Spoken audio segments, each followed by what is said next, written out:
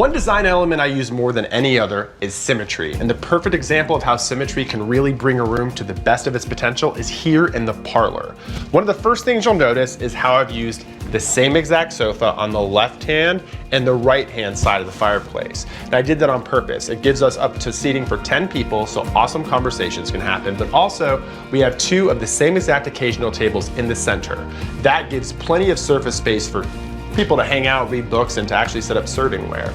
Then to ground the area above all this, again, I've gone with round. I brought in this huge sphere pendant light, which puts out this beautiful diffused light everywhere.